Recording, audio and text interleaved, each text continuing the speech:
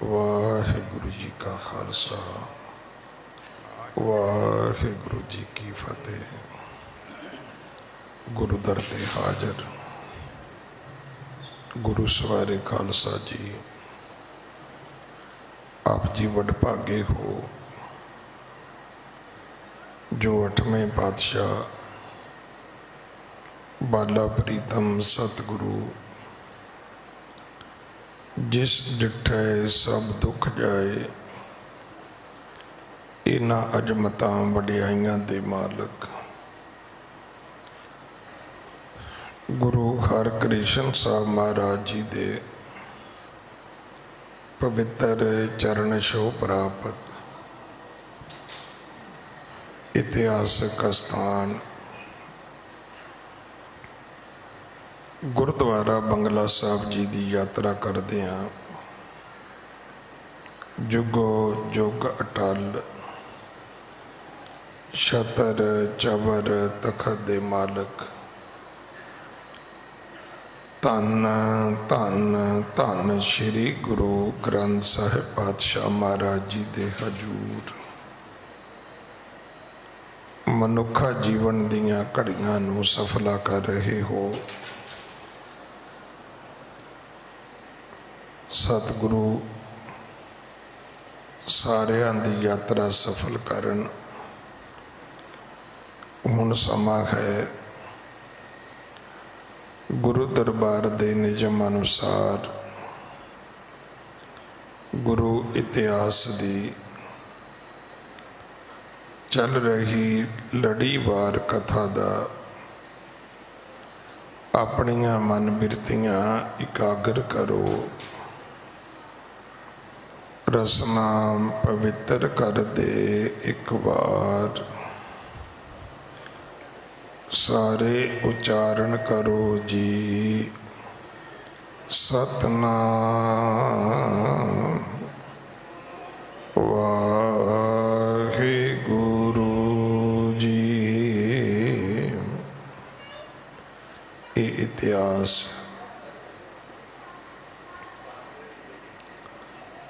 पहले पातशाह जाहर पीर जगत गुरु कल तारण आए श्री गुरु नानक देव महाराज जी का है। प्रसंग है तरत लुकाई नू सोध दे जगत गुरु गुरु नानक साहब महाराज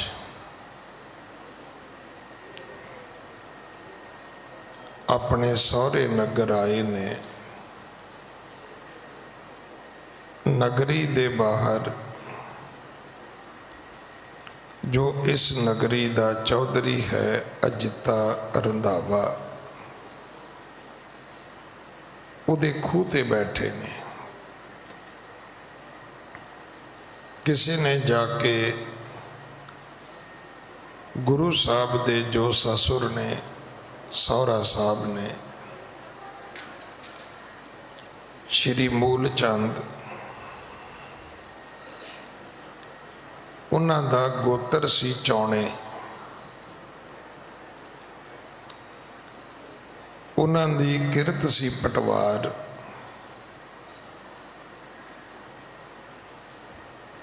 उन्हां नूं जाके दसिया कि मूल चंद जी तुहाडा ते जवाई आया है ते चौधरी अजिते रंधावे दे खूह ते बैठा है।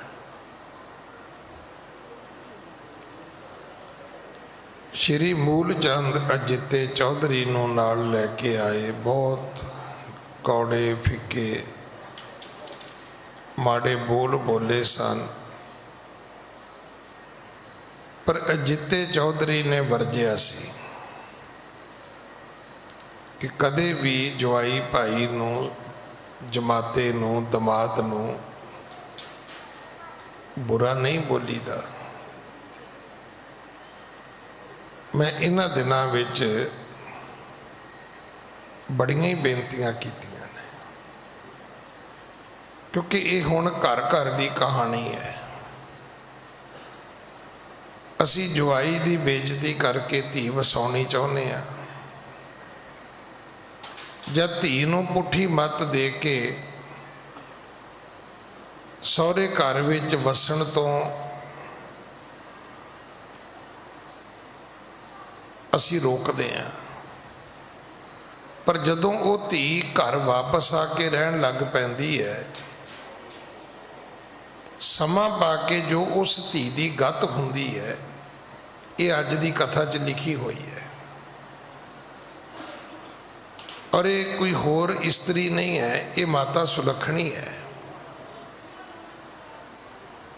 अज की कथा विच माता सुलखणी रो रो के कहती है गुरु नानक साहब नूं भी तुसी मैनू रखदे नहीं, ते जिथे मैं रहनी आ इत्थे मेरी हालत बड़ी तरसयोग है।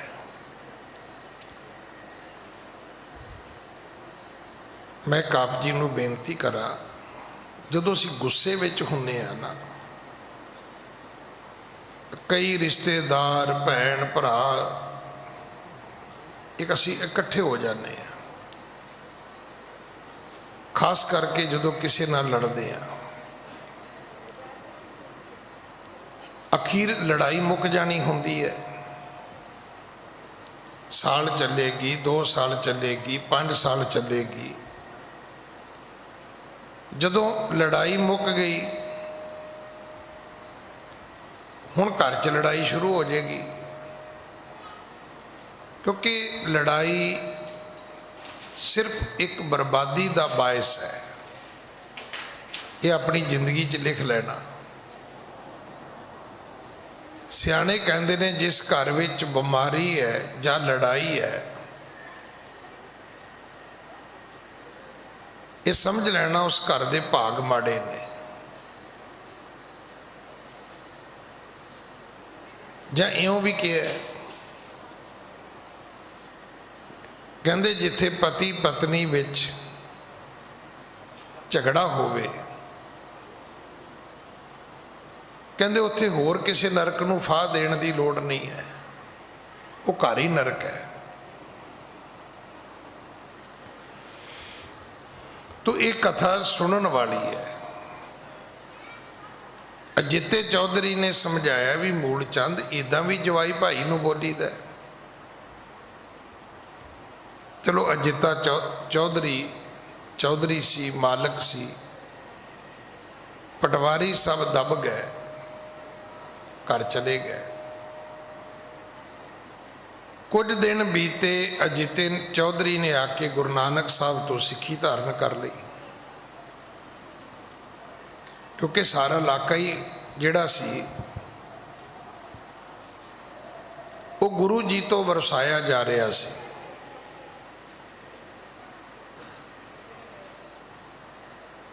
इस तो बाद एक दिन फिर घटना वापरी कि गुरु साहब की सस सौहरा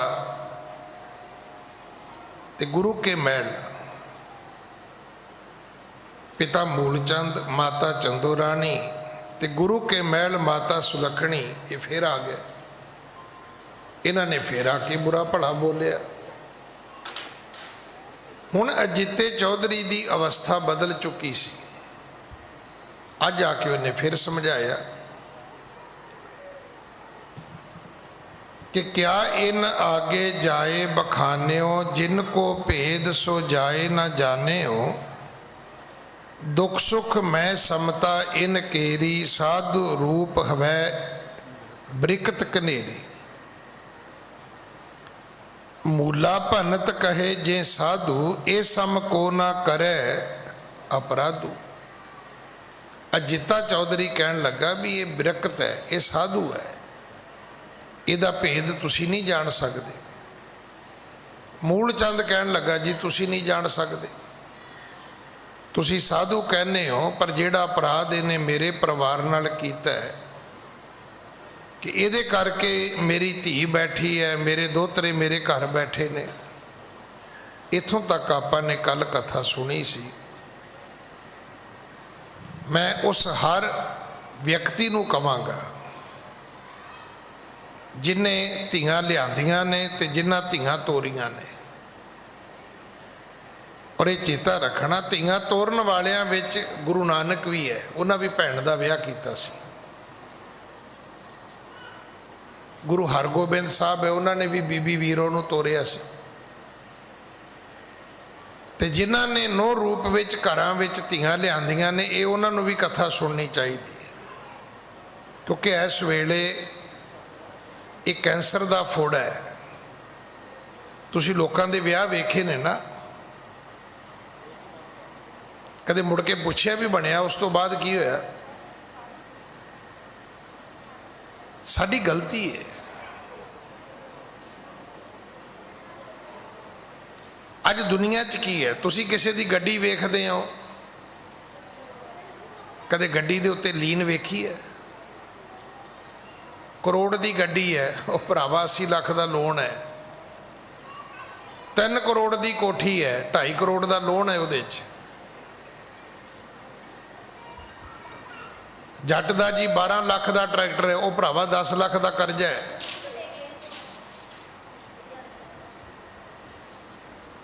असल विच असी किसी होर रस्ते चले गए। हुण इस कथा नूं जदों तुसीं सुनोगे, तुहानूं शक्ति भी मिलेगी, समर्था भी मिलेगी, रस्ता भी मिलेगा, ज्ञान भी मिलेगा। और मैं भी बेनती करा, जे घर च धी है, भावें धी धी दे रूप विच है, भावें धी नौं दे रूप विच है, ये उन्होंने कथा जरूर सुनाओ। वो जड़ियाँ कुड़ियाँ रोज़ कहदियां ना, मैं पेके चली जाऊँगी। अब पेके रही है माता सुलखनी, और थोड़ा चिर नहीं रही, 20 साल रही है। और 20 सालां ने वो हालात कर दिते कि जिहड़ी रोज़ गुरु नानक साहब जी नाल बेइतफाकी करदी सी, अज कहंदी भी जिवें रखेगा साईं उवें रवांगी, भी पेकिਆਂ नालों तो फिर भी चंगा रखेगा। ਧੀਆਂ ਜਦੋਂ ਪਛਾਣੋਂ ਤੁਰਦੀਆਂ ਨੇ, सिर्फ माँ वेखदियां ने, घर च भरजाई नूं नहीं वेखदियां। जिदन भरजाई ने कहना ना भी जे तू ਚੱਜਦੀ ਹੁੰਦੀ तो तू सहुरे ना बसदी, उदन फिर पैरों थल्ले ना जुत्ती भी जाती, जमीन भी जाती है।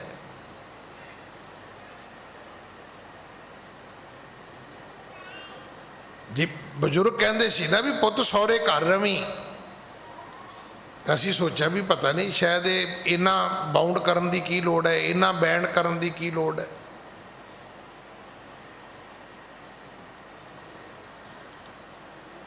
अज तुसी वेखो कानून भी कहता है,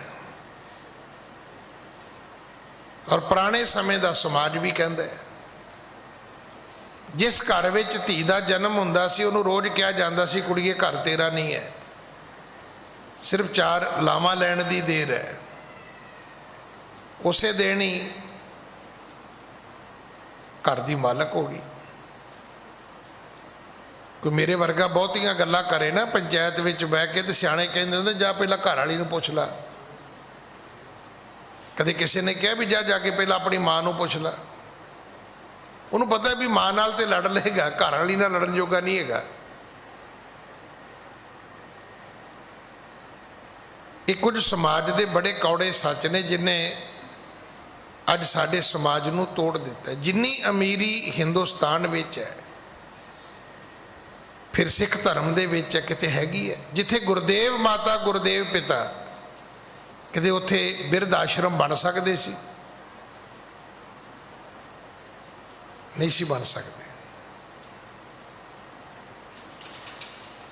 साडे धर्म विच, साडे समाज विच, साडे कल्चर विच, साडी सभ्यता विच, साडे मर्यादा दे विच ये प्रोविजन ही नहीं है कि माँ बाप नूं जाके बिरध आश्रम छड्ड आओ, है ही नहीं। साडे वड्याई सरवण पुत्र दी है, जिहड़ा अन्ने माँ बाप नूं भी वंजली विच पा के तीर्थां दे यात्रा भी कराउंदा है, इशनान भी कराउंदा है। साडा कल्चर ही होर है, साडी सभ्यता ही होर है। अजीता चौधरी कहता है मूल चंद ये साधु है, पर मूल चंद अगों कहता नहीं जी बड़ा वड्डा अपराधू है। पर अज की कथा विच ही ये सारा कुछ बदल जाएगा। और इनू ये भी चेता रखना, मैं रोज़ बेनती करदा, बंदा कदे भी गलत नहीं हुंदा, समा गलत हुंदा है। उही गड्डी, उही ड्राइवर, उही सड़क, उही रैड लाइट, उही ट्रैफिक तुसीं रोज़ लंघदे हो, एक दिन वज जाती है। रोज़ क्यों नहीं वजदी? समा ठीक होवे सब ठीक है, समा माड़ा होवे ते एक्सीडेंट हो जाता है।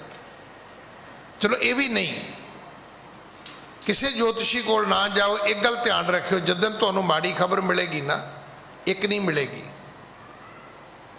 4 5 7 8। जिमें अजकल सवेरे एक व्हाट्सअप आता ना गुड मॉर्निंग का,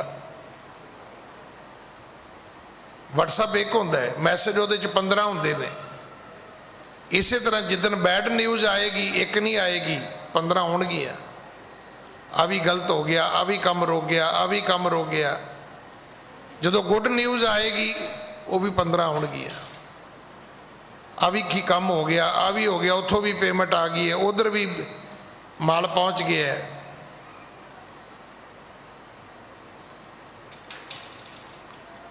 असल में ये सकल काल का किया तमाशा। चौपाई साहब दे विच एक पौड़ी है, काल पाए ब्रह्मा बपतरा, काल पाए शिवजू अवतारा, काल पाए कर विष्णु प्रकाशा, सकल काल का किया तमाशा। अज आप की कहने, डॉक्टर मनमोहन सिंह का समा बड़ा वधिया सी, की कहने हो, समा वधिया सी, हिंदुस्तान वास्ते वो वक्त बड़ा वधिया सी। औरंगजेब का समा बड़ा माड़ा सी, इदा ही कहने ना। महाराजा रणजीत सिंह का समा बड़ा वधिया सी, कहो महाराजा वधिया सी ना, समा बड़ा वधिया सी। ये सारी समय की खेड है, वक्त खड़ाउंदा है। अज दी ही कथा विच मूल चंद माफ़ी मंगेगा, बख्शिया भी जाएगा। मां सुलखनी भी माफ़ी मंगेगी, वो भी बख्शी जाएगी। सतगुरु भी कहेंगे सुलखनी आ जा, फिर बाबा श्री चंद भी आएगा, बाबा लक्ष्मी दास भी आएगा। फिर ये हुण परिवार 18 साल इकट्ठा रहेगा। अज तो एक नवी जिंदगी शुरू होएगी। आप तो जो लड़न लगते ना, यह सोचते भी जिदा 3 महीनों की उम्र हैगी, निबेड़ दो फटाफट। अपन ये लगता भी 3 महीने का वक्त है, मुड़ के तो इत्थे बचना ही कुछ नहीं ना मुड़ के फुल लगणगे, ना फल लगणगे, ना हवा आएगी, ना मीह पवेगा, ना धुप निकलेगी, ना रात होएगी। नहीं, साडे बजुर्ग एक गल कहते होंदे ने, कहते पुत्र जे वो समा नहीं रहा तो ये भी नहीं रहेगा। सानू ये गल बड़ी चंगी लगती। वो मतलब जो चंगा वक्त सी। अज पुत्र माड़ा वक्त है क्यों रहेगा जो चंगा नहीं रहा। तो विद्वान कहते ने नहीं, इनू उल्टा सोचो, इनू उल्टा सोचना। जदों तुहाडे ते चंगा वक्त है उदों भी यही पाठ पढ़ना है कि जे मेरे ते माड़ा वक्त नहीं रहा तो चंगा भी सारी उम्र वास्ते नहीं हैगा, ये भी थोड़े टाइम लिए है, क्योंकि वक्त फिर बदलेगा। समा अपनी रफ्तार चलता है। दुनिया दे विच तुसी किताबां विच पढ़ चुके हो, किहड़ी चीज़ है जिहड़ी डे नाइट चलती है? वो सिर्फ घड़ी है, वो वक्त है। दिन रात चलता है, कोई चीज़ नहीं रुकती, तुरी जाती है। हाँ जी। इस जैसा खोटा न को नित छाती किए दाह। नहीं चौधरी साहब, ये खोटा है, ये सियाना नहीं है। इहदे करके मेरी छाती रोज सड़ती रहती है। हाँ जी। ਕੌਣ ਸੋ ਲੱਛਣ ਸਾਧਕੋ ਨਾਮ ਪਰਿਓ ਜਗ ਮਾਹੇ। ਇਹ ਮੈਨੂੰ ਦੱਸੋ ਵੀ ਲੋਕ ਸਾਧੂ ਕਹਿੰਦੇ ਨੇ, ਪਰ ਮੈਨੂੰ ਕੋਈ ਲੱਛਣ ਵੀ ਤਾਂ ਦੱਸੋ ਨਾ। ਘਰ ਵਾਲੀ ਦੁਖੀ, ਬੱਚੇ ਦੁਖੀ, ਸੱਸ ਦੁਖੀ, ਸਹੁਰਾ ਦੁਖੀ, ਤੇ ਬੰਦਾ ਸਾਧੂ ਕਿੱਦਾਂ ਹੋ ਗਿਆ? ਹੁਣ ਇਹ ਇੱਕ ਪੱਖ ਹੈ, ਇਹਨੂੰ ਇੱਕ ਐਂਗਲ ਕਹਿੰਦੇ ਨੇ, ਇਹ ਇੱਕ ਨਜ਼ਰੀਆ ਹੈ ਕਿ ਤੁਸੀਂ ਇੱਧਰੋਂ ਸੋਚਣਾ ਸ਼ੁਰੂ ਕਰ ਦਿੱਤਾ। ਸਾਡੀ ਗਲਤੀ ਹੈ, ਅਸੀਂ ਜਦੋਂ ਵੀ ਕੋਈ ਗੱਲ ਵੇਖਦੇ ਹਾਂ ਉਹਦਾ ਇੱਕ ਪੱਖ ਵੇਖਦੇ ਹਾਂ, ਕਦੇ ਉਹਦਾ ਦੂਸਰਾ ਪੱਖ ਵੇਖਿਆ? ਮੈਂ ਬੜੀ ਵਾਰੀ ਜ਼ਿਕਰ ਕੀਤਾ ਹੈ, ਮੈਂ ਦਾਰਾ ਸਿੰਘ ਦੇ ਘਰ ਵੀ ਗਿਆ, ਖਾਣਾ ਵੀ ਖਾਧਾ, ਉਹਦੀਆਂ ਗੱਲਾਂ ਵੀ ਸੁਣੀਆਂ, ਉਹਦੀ ਉਹ ਜਿਹੜਾ ਵਰਲਡ ਚੈਂਪੀਅਨ ਸੀਗਾ ਉਹਦੀ ਬੈਲਟ ਵੀ ਵੇਖੀ। ਉਹ ਅੱਜ ਵੀ ਤੁਸੀਂ ਉਹਦੀ ਕਹਾਣੀ ਸੁਣ ਸਕਦੇ ਹੋ। ਦਾਦੇ ਨੇ ਆਖਿਆ ਕਿ ਵੇਖੋ ਘਰ 'ਚ ਇੱਕ ਬੱਚਾ ਪੜ੍ਹ ਸਕਦਾ ਹੈ, ਦੋ ਨੂੰ ਪੜ੍ਹਾਵਾਂਗੇ ਤੇ ਮੱਝਾਂ ਨੂੰ ਪੱਠੇ ਕੌਣ ਪਾਏਗਾ, ਢੱਗੇ ਕੌਣ ਵਾਹੇਗਾ, ਖੇਤੀ ਕੌਣ ਕਰੇਗਾ। ਇੱਕ ਭਰਾ ਪੜ੍ਹਿਆ ਲਿਖਿਆ ਹੋ ਗਿਆ, ਇਹ ਦਾਰਾ ਸੋ ਘਰ ਰਹਿ ਗਿਆ, ਦੂਜੀ ਚੋਂ ਹਟਾ ਲਿਆ ਘਰਦਿਆਂ ਨੇ। ਹੋ ਸਕਦਾ ਪੜ੍ਹ ਲਿਖ ਜਾਂਦਾ ਤੇ ਕਿਤੇ ਬੈਂਕ 'ਚ ਮੈਨੇਜਰ ਲੱਗ ਜਾਂਦਾ। ਹੁਣ ਘਰ 'ਚ ਰਿਹਾ, ਖੁੱਲਾ ਖਾਧਾ, ਕੰਮ ਕੀਤਾ, ਤਕੜਾ ਹੋ ਗਿਆ, ਵਰਲਡ ਚੈਂਪੀਅਨ ਬਣ ਗਿਆ, ਭਰਾ ਤਾਂ ਨਹੀਂ ਬਣ ਸਕਿਆ। ਹੁਣ ਇੱਕ ਪੱਖ ਹੈ ਵੀ ਉਹਨੂੰ ਪੜ੍ਹਨ ਨਹੀਂ ਦਿੱਤਾ ਗਿਆ, ਦੂਜਾ ਪੱਖ ਹੈ ਵੀ ਉਹਦਾ ਪੜ੍ਹਨ ਦੇ ਵਿੱਚ ਉਹਦੀ ਤਰੱਕੀ ਨਹੀਂ ਹੈ, ਉਹਦੀ ਪ੍ਰਮੋਸ਼ਨ ਨਹੀਂ ਹੈ। ਅਸੀਂ ਨਾ ਬੜਾ ਇਤਰਾਜ਼ ਕਰਦੇ ਹਾਂ, ਸਿਆਸਤ ਵਿੱਚ ਪੜ੍ਹੇ ਲਿਖੇ ਲੋਕ ਨਹੀਂ ਆਉਂਦੇ। ਅਸਲ 'ਚ ਪੜ੍ਹੇ ਲਿਖੇ ਲੋਕ ਬਣ ਜਾਂਦੇ ਨੇ ਡਾਕਟਰ, ਇੰਜੀਨੀਅਰ, ਜੱਜ, ਬੜੇ ਵੱਡੇ ਅਫੀਸਰ। ਉਹਨਾਂ ਦਾ ਜਿਹੜਾ ਲਾਈਫ ਸਟਾਈਲ ਹੁੰਦਾ ਨਾ, ਫਿਰ ਉਹ ਹੇਠ ਉੱਤੇ ਹੋਣ ਵਾਲਾ ਨਹੀਂ ਹੁੰਦਾ। ਇਸੇ ਕਰਕੇ ਜਿਹੜਾ ਘੱਟ ਪੜ੍ਹਿਆ ਲਿਖਿਆ ਹੁੰਦਾ ਉਹ ਇੱਧਰ ਤੁਰ ਪੈਂਦਾ ਹੈ, ਚਾਰ ਕੱਢ ਲੀਆਂ, ਚਾਰ ਸੁਣ ਲੀਆਂ।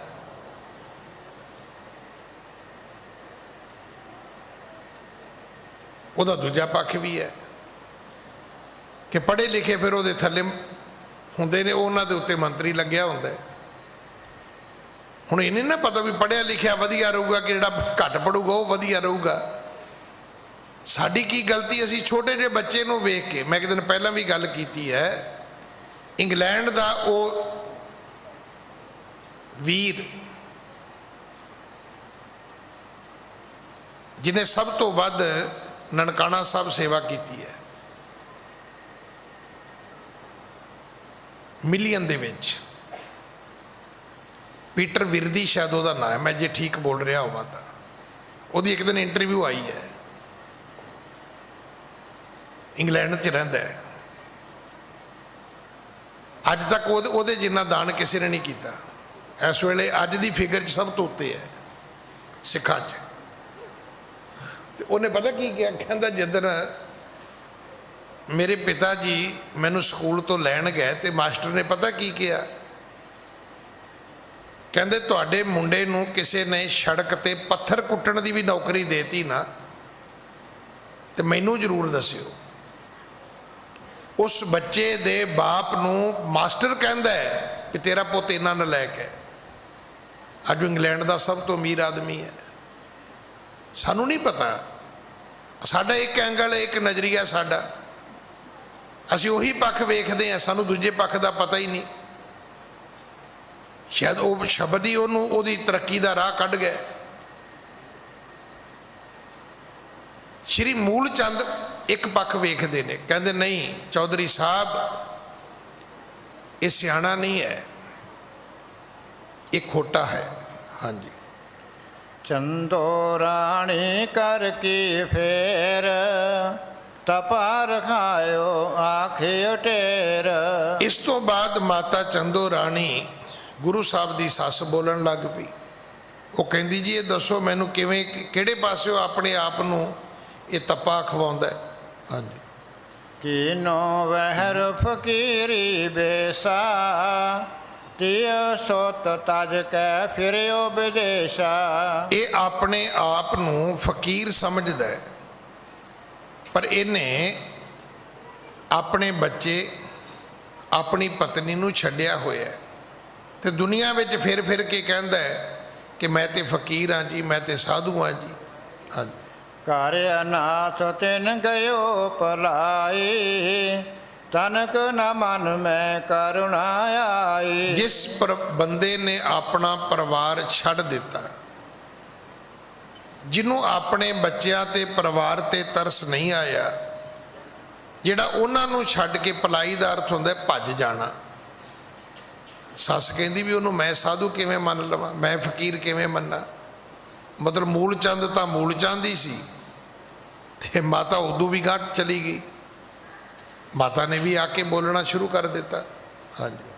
ਹਉ ਪਰਮੇਸ਼ਰ ਕੋ ਪੈ ਕਰ ਕੈ, ਇਸ ਕੋ ਕਹਿਤ ਨ ਕਛੂ ਵਿਚਰ ਕੈ। ਚੰਦੋ ਰਾਣੀ ਕਹਿੰਦੀ ਜੀ ਰੱਬ ਤੋਂ ਡਰਦੇ ਆ, ਇਸ ਕਰਕੇ ਅਸੀਂ ਇਹਨੂੰ ਕੁਝ ਕਹਿੰਦੇ ਨਹੀਂ ਤਾਂ ਕਹਿਣ ਨੂੰ ਤਾਂ ਅਸੀਂ ਬਹੁਤ ਕੁਝ ਕਹਿ ਸਕਦੇ ਆ। ਹਾਂਜੀ। ਨਾ ਤੁਰ ਮੈਂ ਅਬ ਕਰੋ ਖਵਾਰੂ, ਪ੍ਰਗਟ ਮੋ ਇਹ ਸਵਾਂਗ ਕੁਚਾਰੂ। ਨਹੀਂ ਤਾਂ ਮੈਂ ਇਹਨੂੰ ਖਵਾਰ ਵੀ ਕਰ ਸਕਦੀ ਆ। ਜਿਹੜਾ ਇਹਨੇ ਸਾਧੂ ਦਾ ਸਵਾਂਗ ਰਚਿਆ ਹੈ, ਕਹਿੰਦੀ ਮੈਂ ਤੇ 1 ਮਿੰਟ 'ਚ ਉਤਾਰ ਦਿਆਂ। ਮਤਲਬ ਤੁਸੀਂ ਦੂਜੇ ਸ਼ਬਦਾਂ 'ਚ ਇਹ ਕਹਿ ਲਓ ਵੀ ਇੱਕ ਚੰਗੀ ਕਪੱਤੀ ਜੀ ਸੱਸ ਸੀ ਗੁਰੂ ਨਾਨਕ ਸਾਹਿਬ ਦੀ, ਤੇ ਪਿਤਾ ਜਿਹੜਾ ਸਹੁਰਾ ਸੀਗਾ ਉਹ ਇੱਕ ਅਖੜ ਪਟਵਾਰੀ ਸੀਗਾ।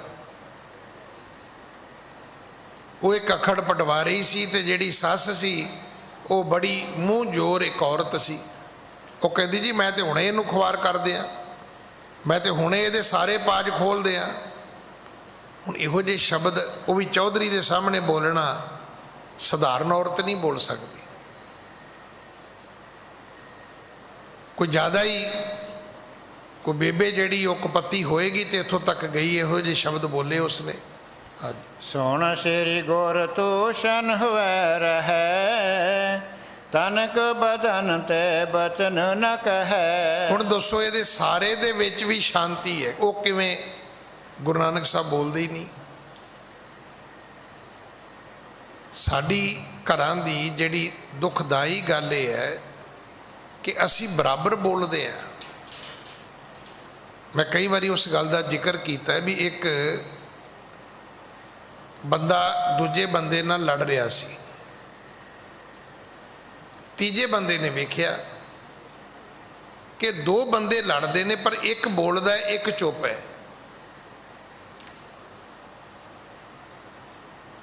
ਉਹ ਜਦੋਂ ਲੜ ਲੁੜ ਕੇ ਹਟ ਗਏ, ਉਹ ਵੇਖਣ ਵਾਲਾ ਜਿਹੜਾ ਚੁੱਪ ਸੀ ਨਾ ਉਹਨੂੰ ਆ ਕੇ ਪੁੱਛਦਾ, ਕਹਿੰਦਾ ਭਰਾ ਉਹਨੇ ਤੈਨੂੰ ਇੰਨੀਆਂ ਸੁਣਾਈਆਂ, ਇੰਨਾ ਕੁਝ ਬੋਲਿਆ, ਤੂੰ ਜਵਾਬ ਹੀ ਨਹੀਂ ਦਿੱਤਾ।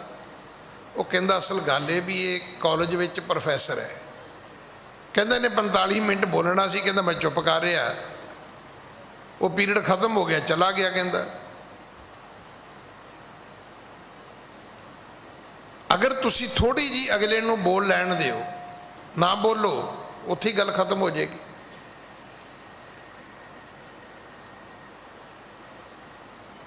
ਪਿਤਾ ਵੀ ਬੋਲਿਆ, ਸੱਸ ਵੀ ਬੋਲੀ ਹੈ, ਪਰ ਗੱਲ ਮੁੱਕ ਕਿਉਂ ਗਈ? ਇਸ ਕਰਕੇ ਕਿ ਹੁਣ ਮਾਤਾ ਦਾ ਵੀ ਜਵਾਬ ਗੁਰੂ ਨਾਨਕ ਸਾਹਿਬ ਨੇ ਨਹੀਂ ਦਿੱਤਾ। ਅਖੀਰ ਮਾਤਾ ਚੁੱਪ ਕਰ ਗਈ। ਹਾਂਜੀ। ਬੋਲੀ ਬਹੁਰ ਸੁਲੱਖਣੀ, ਤੁਮ ਸੰਗ ਬੋਲਣ ਕਾਜ। ਦੋਵਾਂ ਦੇ ਬੋਲਣ ਤੋਂ ਬਾਅਦ ਫਿਰ ਗੁਰੂ ਕੇ ਮਹਿਲ ਮਾਤਾ ਸੁਲੱਖਣੀ ਬੋਲੀ।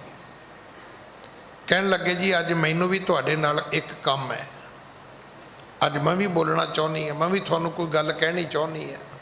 ਹਾਂਜੀ। ਏਕ ਬਾਰ ਜਗ ਤਾਜ ਤਾਜ, ਕਿਉਂ ਕਰ ਪਇਓ ਨਿਲਾਜ। ਇਹ ਤੁਸੀਂ ਕੀ ਕੀਤਾ? ਚੰਗੇ ਭਲੇ ਮੋਦੀ ਖਾਨਾ ਚਲਾਉਂਦੇ, ਘਰ ਆਉਂਦੇ ਸੀ, ਨਹੀਂ ਆਉਂਦੇ ਸੀ, ਪਰ ਇੱਕੋ ਵਾਰੀ ਸਾਰਾ ਕੁਝ ਛੱਡ ਛਡਾ ਕੇ ਤੁਸੀਂ ਚਲੇ ਗਏ। ਤੁਹਾਨੂੰ ਪਤਾ ਤੁਹਾਡੇ ਤੋਂ ਬਾਅਦ ਮੇਰੇ ਨਾਲ ਕੀ ਹੋਇਆ? ਮੈਂ ਫਿਰ ਬੇਨਤੀ ਕਰਾਂ, ਜਿਹੜੀਆਂ ਧੀਆਂ ਭੱਜ ਭੱਜ ਪੇਕਿਆਂ ਨੂੰ ਜਾਂਦੀਆਂ ਨੇ ਨਾ, ਉਹਨਾਂ ਨੂੰ ਇਹ ਕਥਾ ਸੁਣ ਲੈਣੀ ਚਾਹੀਦੀ ਹੈ। ਉਹ ਭੈਣੋ ਥੋੜੇ ਜਿਹੇ ਦਿਨ ਠੀਕ ਰਹਿੰਦਾ ਕੰਮ, ਕਈਆਂ ਨੂੰ ਤੇ ਮਾਂ ਹੀ ਕਹਿਣ ਲੱਗ ਜਾਂਦੀ ਹੈ, ਆਹ ਮੇਰੀ ਕੁੜੀ ਤੇ ਬੜੀ ਕਪੱਤੀ ਹੈ, ਜੇ ਚੰਗੀ ਹੁੰਦੀ ਤਾਂ ਸਹੁਰੇ ਨਾ ਵਸ ਜਾਂਦੀ।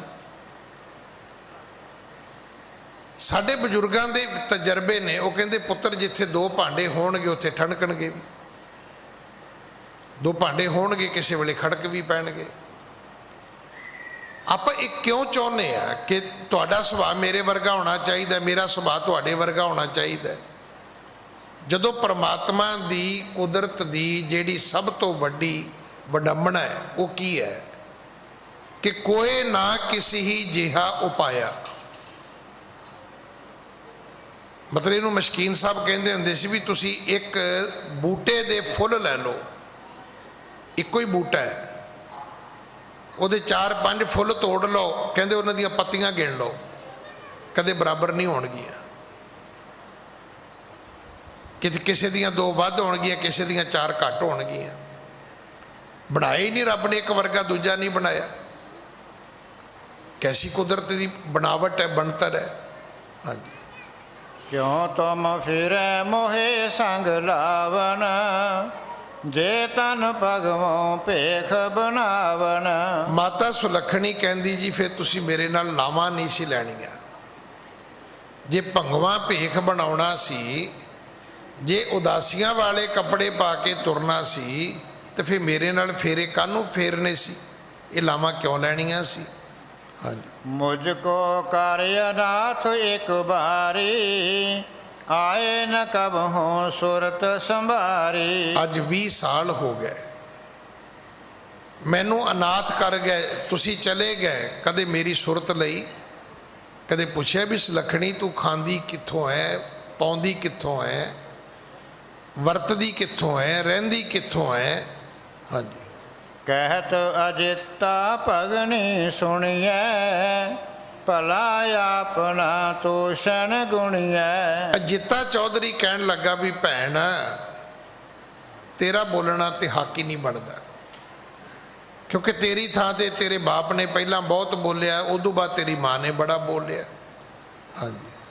ਅਸਨ ਬਸਨ ਕੀ ਜੇ ਹੋਇ ਚਾਹੀ, ਸੇਵਾ ਕਰੋ ਕਹੋ ਮੁਝ ਪਾਹੀ। ਰਹੀ ਕੱਪੜੇ ਦੀ, ਭੋਜਨ ਦੀ ਗੱਲ, ਮੈਂ ਤੈਨੂੰ ਕਹਿ ਦਿੱਤਾ ਨਾ ਵੀ ਤੂੰ ਮੇਰੀ ਭੈਣ ਹੈ, ਹਰ ਪ੍ਰਕਾਰ ਤੇਰੀ ਸੇਵਾ ਮੈਂ ਕਰਾਂਗਾ। ਅਸਲ 'ਚ ਜਿਹੜਾ ਅਜਿੱਤੇ ਚੌਧਰੀ ਦਾ ਪਿਤਾ ਸੀ, ਹਿੱਤਾ ਚੌਧਰੀ, ਉਹਦਾ ਇਵੇਂ ਹੀ ਪਿਆਰ ਸੀ ਸ਼੍ਰੀ ਮੂਲ ਚੰਦ ਨਾਲ, ਜਿਵੇਂ ਚੌਧਰੀ ਰਾਏ ਬਲਾਰ ਦਾ ਪਿਆਰ ਸੀ ਮਹਿਤੇ ਕਲਿਆਣ ਦਾਸ ਨਾਲ। ਔਰ ਇਹ ਸਿੱਖਣ ਦੀ ਵੀ ਲੋੜ ਹੈ। ਜੇ ਤੁਸੀਂ ਮਾਲਕ ਹੋ ਤੇ ਤੁਸੀਂ ਨੌਕਰ ਰੱਖਦੇ ਹੋ, ਤਾਂ ਇੱਕ ਗੱਲ ਧਿਆਨ ਰੱਖਣਾ ਕਿ ਉਹਦੇ ਵਿੱਚ ਇੱਕ ਪਿਆਰ ਦਾ ਰਿਸ਼ਤਾ ਜ਼ਰੂਰ ਬਣਾ ਕੇ ਰੱਖਿਓ। ਉਹਦੇ ਵਿੱਚ ਵੀ ਇੱਕ ਰਿਸ਼ਤਾ ਹੈ। ਉਹ ਰਿਸ਼ਤਾ ਜਿਹੜਾ ਸੀ, ਇਸੇ ਕਰਕੇ ਅਜਿਤਾ ਚੌਧਰੀ ਅੱਜ ਮੂਲ ਚੰਦ ਨੂੰ, ਭਾਵੇਂ ਉਹ ਇੱਕ ਨੌਕਰ ਹੈ, ਪਟਵਾਰੀ ਹੈ, ਪਰ ਮੂਲ ਚੰਦ ਨਹੀਂ ਕਹਿੰਦਾ, ਉਹ ਚਾਚਾ ਕਹਿ ਕੇ ਬੁਲਾਉਂਦਾ ਹੈ। ਹਾਂਜੀ। ਮਾਤ ਪਿਤਾ ਤੇਰੇ ਕਹੇ, ਕਹਿਨ ਉਚਿਤ ਤੁਝ ਨਾਹੇ। ਤੇਰੇ ਮਾਤਾ ਪਿਤਾ ਨੇ ਬਹੁਤ ਕੁਝ ਬੋਲ ਦਿੱਤਾ ਹੈ, ਤੇਰਾ ਬੋਲਣਾ ਬਣਦਾ ਨਹੀਂ।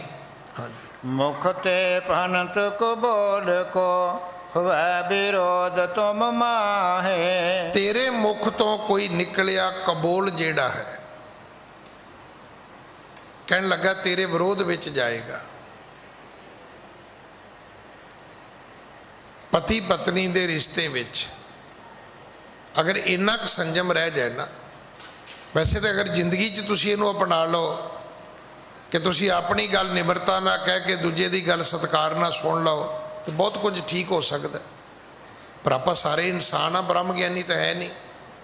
ਆਪਾਂ ਸਾਰੇ ਹੀ ਚਾਹੁੰਦੇ ਹਾਂ ਵੀ ਮੈਂ ਆਪਣੀ ਗੱਲ ਜਿਹੜੀ ਹੰਕਾਰ ਨਾਲ ਕਰਾਂ, ਅਗਲਾ ਗੱਲ ਮੇਰੀ ਜਿਹੜੀ ਹੈ ਉਹ ਬੜੇ ਸਤਿਕਾਰ ਨਾਲ ਸੁਣੇ। ਤੁਸੀਂ ਵੇਖਿਆ ਹੋਣਾ ਮੇਰੇ ਵਰਗਾ ਕਥਾ ਤੋਂ ਬਾਅਦ ਇਹੀ ਗੱਲ ਕਹਿੰਦਾ, ਸਾਧ ਸੰਗਤ ਜੀ ਤੁਹਾਡੇ ਮਾਣ ਸਤਿਕਾਰ ਲਈ ਬੜਾ ਧੰਨਵਾਦ। ਉਹਨੂੰ ਪੁੱਛੋ ਵੀ ਤੂੰ ਵੀ ਛੱਡਿਆ ਕੁਝ ਕਿ ਨਹੀਂ।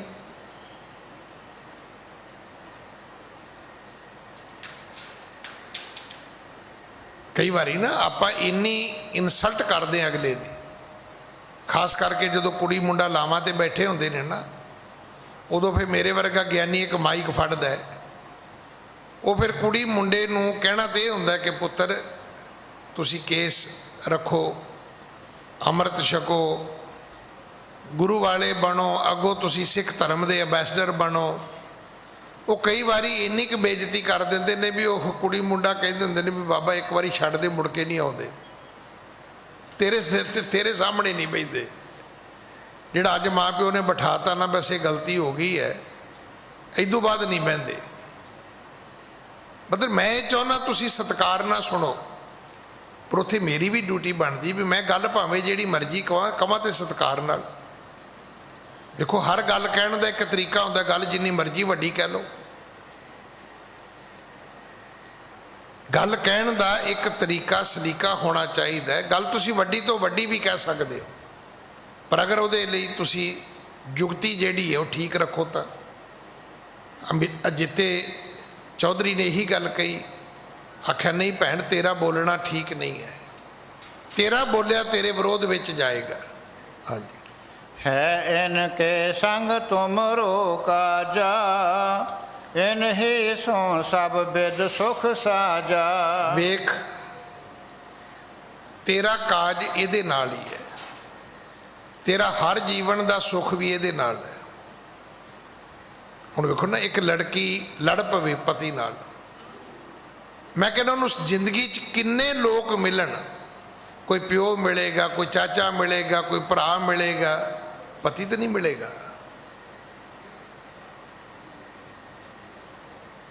ਅਨੈਤਿਕਤਾ ਜ਼ਿੰਦਗੀ 'ਚ ਜਿੰਨੀ ਮਰਜ਼ੀ ਅਪਣਾ ਲਿਓ, ਪਰ ਕੀ ਕਦੇ ਸਮਾਜਿਕ ਤੌਰ ਤੇ ਐਲਾਨੀਆਂ ਤੁਸੀਂ ਕਹਿ ਸਕੋਗੇ ਮੇਰਾ ਪਤੀ ਹੈ? ਨਹੀਂ, ਉਹ ਹੱਕ ਉੱਥੇ ਹੀ ਸੀ, ਉਹ ਗਵਾ ਲਿਆ ਬੋਲ ਕੇ ਸੀ। ਅਜਿੱਤੇ ਚੌਧਰੀ ਨੇ ਕਿਹਾ ਨਹੀਂ ਭੈਣ ਤੇਰਾ ਬੋਲਣਾ ਹੱਕ ਨਹੀਂ ਬਣਦਾ, ਤੂੰ ਨਾ ਬੋਲ। ਹਾਂਜੀ। ਕਹਿ ਸੁਲਖਣੀ ਸੁਮ ਮਮ ਪਾਏ, ਹਉ ਕਹਿ ਕੇ ਅਵਲੰਬ ਰਹਾਏ। ਇਹ ਹੁਣ ਧਿਆਨ ਨਾਲ ਸੁਣਿਓ। ਹੁਣ ਉਹ ਜਿਹੜਾ ਫੋੜਾ ਸੀ ਨਾ ਫਿਸ ਗਿਆ, ਉਹਨੇ ਬਾਰ-ਬਾਰ ਕਿਹਾ ਨਾ ਵੀ ਤੂੰ ਮੇਰੀ ਭੈਣ ਹੈ, ਤੂੰ ਮੇਰੀ ਭੈਣ ਹੈ। ਹੁਣ ਇਹ ਗੱਲ 20 ਸਾਲਾਂ ਵਿੱਚ ਉਹਨੇ ਸੁਣੀ ਨਹੀਂ ਸੀ। ਜੇ ਘਰ ਦੇ ਉਹਨੂੰ ਰੋਟੀ ਦਿੰਦੇ ਸੀ, ਜੇ ਉਹਦੇ ਨਿਆਣੇ ਪਾਲਦੇ ਸੀ, ਤੇ ਪਤਾ ਨਹੀਂ ਤਾਨੇ ਮਿਹਣੇ ਕਿੰਨੇ ਕੁ ਦਿੰਦੇ ਸੀ। ਹੁਣ ਉਹਦਾ ਮਨ ਭਰ ਆਇਆ, ਕਹਿਣ ਲੱਗੀ ਵੀਰ ਸੁਣ, ਕਹੇ ਸੁਲੱਖਣੀ ਸੁਣ ਮਮ ਭਾਈ, ਹਉ ਕਹਿ ਕੇ ਅਵਲੰਬ ਰਹਾਈ। ਉਹ ਵੀਰ ਮੈਨੂੰ ਵੀ ਤੇ ਦੱਸ ਮੈਂ ਕਿਹਦੇ ਆਸਰੇ ਤੇ ਰਵਾਂ? ਪਿਓ ਦੇ ਘਰ ਵਿੱਚ ਰਹਿਨੀ ਆ, ਆਸਰਾ ਕੋਈ ਨਹੀਂ ਹੈ। ਪਿਓ ਕਹਿੰਦਾ ਮੈਂ ਤੈਨੂੰ ਰੋਟੀ ਦਿੰਦਾ। ਜਿਹੜੀ ਅੱਜ ਕੋਈ ਭੈਣ ਪੇਕੇ ਬੈਠੀ ਹੋਵੇ ਨਾ, ਉਹ ਮੇਰੀ ਕਥਾ ਜ਼ਰੂਰ ਸੁਣੇ ਕਿ ਉਹਦੇ ਨਾਲ ਇਹ ਰੋਜ਼ ਵਾਪਰਦਾ ਕਿ ਨਹੀਂ ਵਾਪਰਦਾ। ਭਾਵੇਂ ਉਹ ਬਾਹਰ ਲੱਖ ਲੋਕਾਂ ਨੂੰ ਕਹੀ ਜਾਵੇ ਮੈਂ ਡੈਡੀ ਦੇ ਘਰ ਰਹਿਨੀ ਆ, ਪਰ ਕਿਤੇ ਨਾ ਕਿਤੇ ਜਾ ਕੇ ਸਵੇਰੇ ਸ਼ਾਮ ਉਹਨੂੰ ਸੁਣਨਾ ਪਊਗਾ। ਇਹ ਗੱਲਾਂ ਆਖਰ ਅਸੀਂ ਇਨਸਾਨ ਆ ਨਾ, ਔਰ ਤਕਰੀਬਨ ਅਸੀਂ ਸਾਰੇ ਇੱਕੋ ਜਿਹੇ ਹੀ ਆ। ਹਾਂਜੀ। ਮਾਤ ਪਿਤਾ ਦੇਵਤ ਹੈ ਗਾਰੀ, ਆਪਨ ਗਰੇ ਤੇ ਚਹਿਤ ਉਤਾਰੀ। ਮਾਂ ਸੁਲੱਖਣੀ ਕਹਿੰਦੀ ਹੈ ਵੀਰ ਅਜਿੱਤਿਆ ਮੇਰੇ ਮਾਂ ਪਿਓ ਮੈਨੂੰ ਗਾਲੀਆਂ ਦਿੰਦੇ ਨੇ,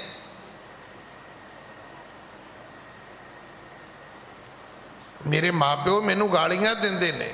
ਗੱਲ ਤੇ ਠੀਕ ਹੈ ਵੀ ਚਲੋ ਮੰਨ ਲਓ ਕਿ ਗੁਰੂ ਨਾਨਕ ਸਾਹਿਬ ਨੇ ਸਮਾਂ ਨਹੀਂ ਦਿੱਤਾ, ਪੈਸੇ ਨਹੀਂ ਦਿੱਤੇ, ਕੀ ਇਹ ਸਾਬਤ ਕਰ ਸਕੋਗੇ ਤੁਸੀਂ ਕਿ ਬੇਬੇ ਨਾਨਕੀ ਨੇ ਵੀ ਕੁਝ ਨਹੀਂ ਦਿੱਤਾ, ਮਾਂ ਤ੍ਰਿਪਤਾ ਨੇ ਵੀ ਕੁਝ ਨਹੀਂ ਦਿੱਤਾ, ਪਿਤਾ ਕਾਲੂ ਨੇ ਵੀ ਕੁਝ ਨਹੀਂ ਦਿੱਤਾ? ਇਹ ਜੋ ਸੁਲਤਾਨਪੁਰ ਤੋਂ ਤੁਰੀ ਤੇ ਪੇਕੇ ਗਈ, ਇਹ ਸਗੋਂ ਸਹੁਰੇ ਪਰਿਵਾਰ ਕੋਲ ਜਾਂਦੀ ਖਾ, ਆਪਣੀ ਸੱਸ ਨੂੰ ਜਾ ਕੇ ਮਾਂ ਤ੍ਰਿਪਤਾ ਨੂੰ ਕਹਿੰਦੀ ਕਿ ਬੇਬੇ ਮੈਨੂੰ ਦੱਸ ਤੇਰਾ ਪੁੱਤ ਤੇ ਸਾਧ ਹੋ ਗਿਆ, ਮੈਂ ਕੀ ਕਰਾਂ? ਕੀ ਉਹ ਉਸ ਘਰ ਦੀ ਇਹ ਮਾਲਕਣ ਨਹੀਂ ਸੀਗੀ? ਉਹ ਘਰ ਛੱਡਣਾ ਹੀ ਨਹੀਂ ਸੀ ਚਾਹੀਦਾ। ਉਸ ਘਰ ਵਿੱਚ ਉਹਦਾ ਹੱਕ ਸੀ, ਉਹਦੇ ਹਕੂਕ ਸਨ। ਹੁਣ ਇਹ ਗੱਲ ਮਾਂ ਸੁਲੱਖਣੀ ਕਹਿੰਦੀ ਹੈ, ਮਾਤ ਪਿਤਾ ਦੇਵਤ ਹੈ ਗਾਰੀ। ਕਹਿਣ ਲੱਗੀ ਮੇਰੇ ਮਾਂ ਪਿਓ ਮੈਨੂੰ ਗਾਲਾਂ ਦਿੰਦੇ ਨੇ, ਆਪਣ ਗਰੇ ਤੇ ਚਹਿਤ ਉਤਾਰੀ, ਇਹ ਮੈਨੂੰ ਆਪਣੇ ਗਲੋਂ ਲਾਉਣਾ ਚਾਹੁੰਦੇ ਨੇ। ਇਹਦੀ ਪੰਜਾਬੀ ਹੈ, ਆਪਣ ਗਰੇ ਤੇ ਚਹਿਤ ਉਤਾਰੀ। ਉਤਾਰਨਾ ਕੀ ਹੁੰਦਾ ਹੈ? ਲਾਉਣਾ। ਇਹ ਹੁਣ ਮੈਨੂੰ ਆਪਣੇ ਗਲੋਂ ਲਾਉਣਾ ਚਾਹੁੰਦੇ ਨੇ ਵੀ ਜਾ ਬੁੱਢੀ ਹੋ ਗਈ ਹੈ, ਜਾ ਹੁਣ ਤੇ ਆਪਣੇ ਘਰ ਜਾ। ਹੁਣ ਪੇਕੇ ਰਹਿ ਤੇ ਲਿਆ, ਪਰ ਉਹ ਹੱਕ ਨਹੀਂ ਪ੍ਰਾਪਤ ਹੋਏ ਜਿਹੜੇ ਹੱਕ ਇੱਕ ਇਸਤਰੀ ਨੂੰ ਸਹੁਰੇ ਪਰਿਵਾਰ ਵਿੱਚੋਂ ਪ੍ਰਾਪਤ ਹੁੰਦੇ ਨੇ। ਬੋਲ ਕਬੋਲ ਦੇਤ ਹੈ ਤਾਨੇ, ਤੂੰ ਵੀ ਕਰੋ ਫਕੀਰੀ ਬਾਣੇ। ਇਹ ਮੈਨੂੰ ਬੋਲ ਕਬੋਲ ਬੋਲਦੇ ਨੇ, ਇਹ ਮੈਨੂੰ ਕਹਿੰਦੇ ਨੇ ਵੀ ਤੂੰ ਵੀ ਫਕੀਰਾਂ ਵਾਲੇ ਕੱਪੜੇ ਪਾ ਲੈ। ਜਾਏ ਬੈਠ ਨਿਜ ਪਤ ਸੇ ਪਾਸੋ, ਸਾਧੂ ਵੇਖ ਕਰੋ ਜਸ ਤਾਸੋ। ਉਹ ਕਹਿੰਦੇ ਨੇ ਤੂੰ ਵੀ ਸਾਧੂਆਂ ਵਾਲੇ ਕੱਪੜੇ ਪਾ ਤੇ ਜਾ ਜਾ ਕੇ ਆਪਣੇ ਪਤੀ ਕੋਲ ਤੂੰ ਵੀ ਸਾਧੂ ਬਣ ਕੇ ਬਹਿ ਜਾ। ਪਰੀ ਕਰੇ ਤੂੰ ਸਦਾ ਹਮਾਰੇ, ਸੋ ਸਭ ਸਾਚੀ ਕਰਤ ਉਚਾਰੇ। ਇਹ ਮੈਨੂੰ ਕਹਿੰਦੇ ਨੇ ਤੂੰ ਸਾਡੇ ਗਲ ਪੈ ਗਈ ਹੈ, ਪੇਕੇ ਆ ਕੇ ਬਹਿ ਗਈ ਹੈ। ਤੇ ਨਾਲ ਇੱਕ ਗੱਲ ਉਹਨੇ ਇਹ ਵੀ ਕਹੀ, ਕਹਿਣ ਲੱਗੀ ਇਹ ਠੀਕ ਕਹਿੰਦੇ ਨੇ ਵੀ ਮੇਰਾ ਹੱਕ ਹਕੂਕ ਤੇ ਮੇਰੇ ਸਹੁਰੇ ਪਰਿਵਾਰ ਵਿੱਚ ਹੈ ਨਾ, ਪੇਕੇ ਪਰਿਵਾਰ ਵਿੱਚ ਤਾਂ ਹੈ ਨਹੀਂ। ਇਹ ਹੱਕ ਹਕੂਕ ਸਹੁਰੇ ਪਰਿਵਾਰ ਵਿੱਚ ਅੱਜ ਵੀ ਕਾਨੂੰਨ ਦਿੰਦਾ ਹੈ। ਮੈਂ ਇੱਕ ਦਿਨ ਪਹਿਲਾਂ ਵੀ ਬੇਨਤੀ ਕੀਤੀ ਸੀ, ਇੱਕ ਡੋਮੈਸਟਿਕ ਇੱਕ ਲਾ ਆਇਆ ਨਵਾਂ ਵੀ ਜੇ ਸਹੁਰੇ ਕੁੜੀ ਨੂੰ ਤੰਗ ਕਰਨਾ ਤੇ ਕੁੜੀ ਚਾਹਵੇ ਸਹੁਰਿਆਂ ਦੇ ਘਰ ਵਿੱਚ ਕੰਧ ਨਿਕਲ ਸਕਦੀ, ਭਾਵੇਂ ਘਰ 50 ਗਜ ਦਾ ਹੋਵੇ, ਉਹਦੇ ਵਿੱਚੋਂ 25 ਗਜ ਵਿੱਚ ਕੰਧ ਨਿਕਲ ਜਾਏਗੀ। ਉਹਨੂੰ ਤਨਖਾਹ ਦੇਣ ਨਾ ਦੇਣ, ਰੋਟੀ ਦੇਣ ਨਾ ਦੇਣ, ਖਰਚਾ ਦੇਣ ਨਾ ਦੇਣ, 100 ਬਹਾਨੇ ਕੱਢਣ ਕਿ ਮੁੰਡਾ ਕੰਮ ਕੋਈ ਨਹੀਂ ਕਰਦਾ ਜੀ, ਆਮਦਨ ਕੋਈ ਨਹੀਂ ਜੀ, ਸੈਲਰੀ ਕੋਈ ਨਹੀਂ ਜੀ, ਪਰ ਉਹਦਾ ਚੁੱਕ ਕੇ ਸਮਾਨ ਨਹੀਂ ਗਲੀ 'ਚ ਰੱਖ ਸਕਦੇ। ਹੁਣ ਇਹ ਹੱਕ ਪੇਕੇ ਘਰ 'ਚ ਨਹੀਂ ਹੈਗਾ, ਸਹੁਰੇ ਘਰ ਵਿੱਚ ਕਾਨੂੰਨ ਵੀ ਕਹਿੰਦਾ ਵੀ ਤੇਰਾ ਹੱਕ ਹੈਗਾ। ਇਹਦਾ ਅਰਥ ਕੀ ਹੈ? ਇਹਦਾ ਅਰਥ ਸਹੁਰੇ ਰਹਿਣਾ ਚਾਹੀਦਾ, ਪਰ ਇਹਦਾ ਅਰਥ ਇਹ ਨਹੀਂ ਵੀ ਕੋਰਟ ਦੇ ਥਰੂ ਰਹਿਣਾ ਚਾਹੀਦਾ, ਨਹੀਂ। ਜਿੱਥੇ ਹੱਕ ਹੈ ਉੱਥੇ ਇੱਜ਼ਤ ਨਾਲ ਰਹਿਣਾ ਚਾਹੀਦਾ। ਮੇਰੇ ਬੇਨਤੀ ਕਰਨ ਦਾ ਭਾਵ ਇਹ ਨਹੀਂ ਵੀ ਚਲੋ ਜੇ ਨਹੀਂ ਉੱਦਾਂ ਰੱਖਦੇ ਤੇ ਕੋਰਟ ਚਲੇ ਜਾਓ, ਇਹ ਨਹੀਂ। ਇਹ ਮੇਰੀ ਡਿਊਟੀ ਨਹੀਂ ਕਿ ਮੈਂ ਇਹ ਪ੍ਰਚਾਰ ਕਰਾਂ, ਸਿਰਫ ਮੈਂ ਇੱਕ ਬੇਨਤੀ ਜ਼ਰੂਰ ਕਰ ਰਿਹਾ ਕਿ ਸਹੁਰੇ ਘਰ ਵਿੱਚ ਇੱਕ ਬੱਚੀ ਨੂੰ ਕਿੰਨੇ ਹੱਕ ਨੇ। ਧਰਮ ਵੀ ਦਿੰਦਾ ਹੈ, ਸਮਾਜ ਵੀ ਦਿੰਦਾ ਹੈ, ਕਾਨੂੰਨ ਵੀ ਦਿੰਦਾ ਹੈ। ਹਾਂਜੀ। ਮੁਰਨ ਨਾਨ ਜੋ ਨਾਨਕੀ, ਜਬ ਜੀਵਤ ਸੁਖਦਾਏ। ਅੱਜ ਮੰਨੀ ਹੈ ਮਾਤਾ ਸੁਲੱਖਣੀ, ਕਹਿਣ ਲੱਗੀ ਮੇਰੀ ਨਨਾਣ ਨਾਨਕੀ ਜਿੰਨਾ ਚਿਰ ਜਿਉਂਦੀ ਰਹੀ, ਜਿੰਨਾ ਚਿਰ ਉਹ ਜੀਵਤ ਰਹੀ ਹੈ। ਹਾਂਜੀ। ਸ੍ਰੀ ਚੰਦ ਤੇ ਸਦਨ ਮੈਂ, ਸਭ ਕੁਛ ਪਹਿਰਤ ਖਾਏ। ਉਹਨਾਂ ਚਿਰ ਮੇਰਾ ਪੁੱਤਰ ਸ਼੍ਰੀ ਚੰਦ ਉੱਥੇ ਰਿਹਾ ਤੇ ਮੌਜਾਂ ਵਿੱਚ ਖਾਂਦਾ ਸੀ ਤੇ ਪਾਉਂਦਾ ਸੀ।